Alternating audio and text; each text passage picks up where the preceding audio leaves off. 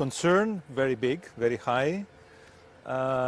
The evaluation on what happened, I think we have to be very clear and very frank. This is madness. This is pure madness that will create problems to the people, to the economies, will have consequences in terms of turbulences. The world economy is very much integrated today, and the consequences will be very high, will be big. So I think the European Union can't be compliant with this madness. We have to react. The reaction has to be a flexible, measured reaction.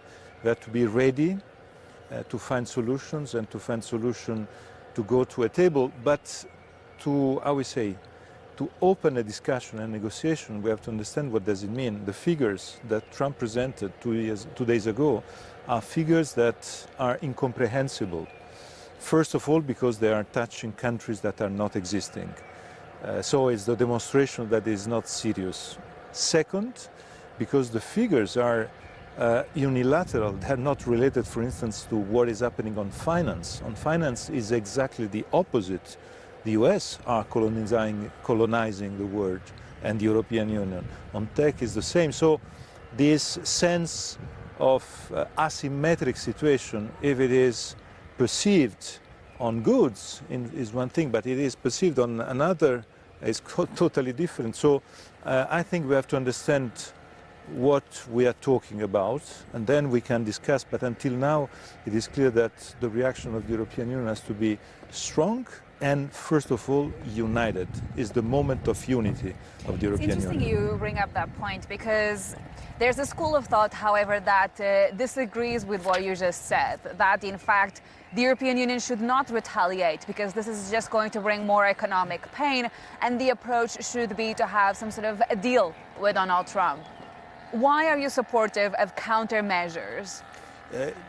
I would like to ask those thinking that we have not to retaliate, which is a table of negotiations, which is a table and which is the dossier of the discussion. What Trump did last day or 2 days ago is really incomprehensible. It is not something that you can sit and you say, okay, on that we can agree, on that we can't, on that we can negotiate. It's just a frontal attack to the word, a crazy frontal attack to the word. And frankly speaking, we have to start telling things as they are. It is madness. It is anything of that has serious relationship with the reality.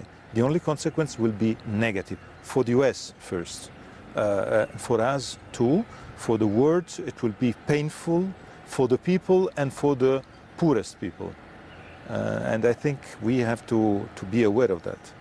So what should the EU do on top of announcing countermeasures? What else can governments do to support businesses and economies? I was actually checking this. The Spaniards are preparing already a financial package to support some of the industries. Is that the right approach? Of course, we have to help the most painful consequences on the ground. But I think even before thinking retaliations, we have to know that the only true winning, effective reaction to Trump is to integrate the single market in Europe. Because in reality, what Trump is doing, he is taking advantage of our fragmentation, our divisions. If we are united politically, and if we are able finally to integrate the single market, because the single market is not integrated, is integrated on some topics, on goods, on the monetary affairs, but if you take energy, if you take telecom, and first of all, if you take financial services, we are 27 markets.